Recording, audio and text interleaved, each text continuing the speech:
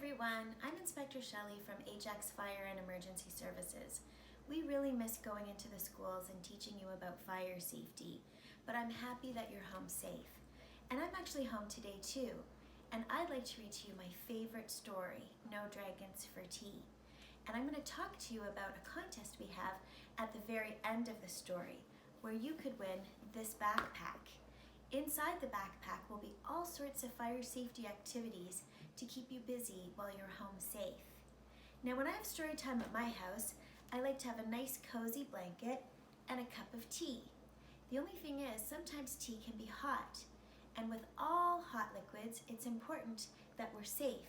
So I'm actually going to move this mug sort of to the center of the table, just in case one of my dogs bumps into it, because we know we can get a burn from a hot liquid, and we want to keep everyone safe. The story's called No Dragons for Tea by Jean Pendziwol. One warm sunny day at the end of last week, my mom and I went for a walk to the creek. As I raced down the hill in my little red wagon, I veered to the left and smacked into a dragon. I suppose he could see there was fear in my eyes as I jumped to my feet, quite filled with surprise. He sheepishly grinned and stepped out of the way, but he seemed so polite that I asked him to play. He had a cute bear and some other toys too. With my shovel and pail, we'd have oodles to do. We ran to the creek and then on to the bay, where we played on the beach for the rest of the day. Then Mom waved and said, "Now it's time to go eat. Let's pack the red wagon and head up the street." It's hard to stop playing with friends old or new, so I asked if the dragon could come to eat too.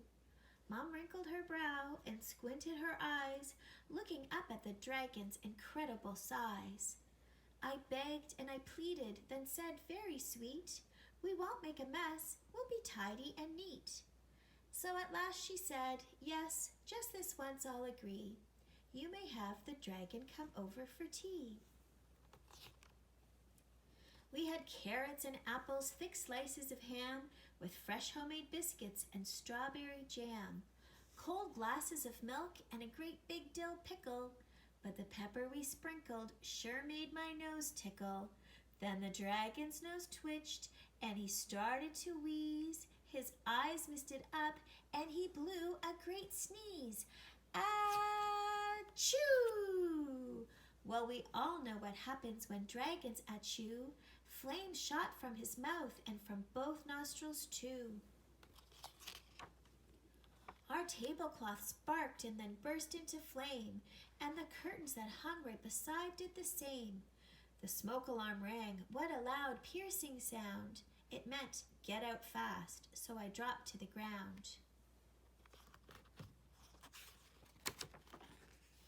The room filled with smoke as I crawled on the floor and started to make my way to the front door. The dragon got scared and decided to hide, but I knew when there's fire, we must get outside. I grabbed his thick tail and with one mighty tug, I pulled that big dragon from under the rug.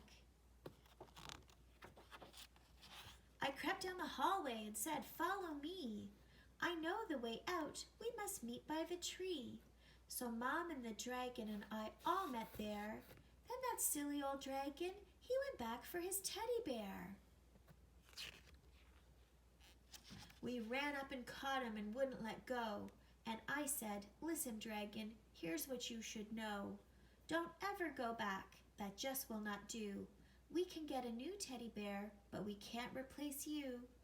Since the fire was burning inside of our home, we went to the neighbors to borrow the phone. Mom knew what to dial and said calm and clear, "Here's our full street address. Send the fire trucks here." Before very long, down our street they came sailing, with bright red lights flashing and loud sirens wailing. The fire crew rushed to start work on their tasks. They were dressed in big boots and wore helmets and masks. They hooked up the hose and ran into the house, where they sprayed streams of water in order to douse. The table, the curtains, our lovely snack too, and it didn't take long till that fire was through. The fire chief called at the door with a shout, "The smoke made a mess, but the fire is out." My poor friend the dragon knew he was to blame, so he hung down his head and wept great tears of shame. One of the fire crew said, "Don't be sad. You knew what to do, and for that we're quite glad. You all got out safely. That's really what matters." Then she took us to see the big pump truck and ladders. The dragon put on a shiny red hat, and I asked to see where the fire crew sat. She showed us the siren, the hoses and lights, and the ladders they climb up to reach higher heights. The rest of the fire crew checked all the rooms, while a fan in the door blew out gray smoke and fumes.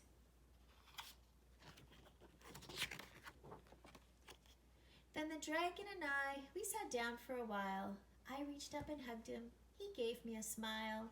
The next time the dragon and I want to play, we'll pack up a picnic and go to the bay. We are friends, tried and true, the best we can be, but I'll never again invite dragons for tea. The end. Thanks for listening to our story. Now I'd like to talk to you about a contest we're going to have. You'll need a grown-up to help you with this because we'd like you to send your answer to our email address, which is firesafety@ajax.ca. At the end, I'll ask you a question, but in your email, please include your first name, the name of the school that you go to in Ajax, and if you'd like us to contact you by phone, please leave your phone number. So here's the question. In the story, No Dragons for Tea, the dragon did 2 things that were not safe. What 2 things did the dragon do? So write your answer down on your email as well as your first name, the name of your school, and your phone number. This contest is open for children ages 4 to 8 years old who live in Ajax.